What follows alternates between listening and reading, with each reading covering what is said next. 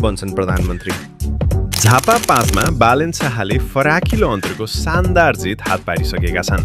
उनले एमाले अध्यक्ष केपी ओलीलाई ४९,६१४ मतले हराएका हुन्। बालेनले ६८,३४८ मत पाउँदा ओलीले 18,७34 मत मात्र पाए। बालेनलाई रासोपाले प्रधानमन्त्रीको उम्मेद्वारको रूपमा अघि सारेको थियो।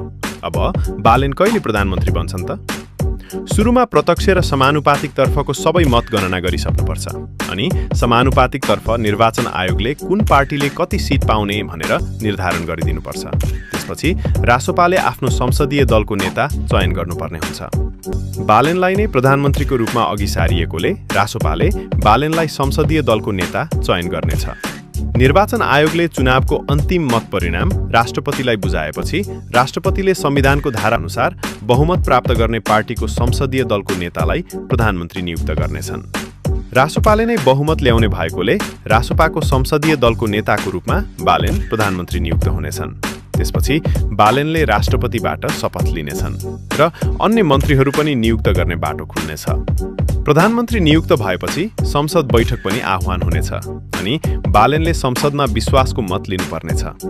यी प्रक्रिया पूरा गर्नको लागि 1 साता जति लाग्न सक्छ। सो हुँदा फागुन नै अन्तिममा वा चैत्रको पहिलो सातासम्म देशले बालेनलाई प्रधानमन्त्रीको रूपमा पाउने देखिन्छ।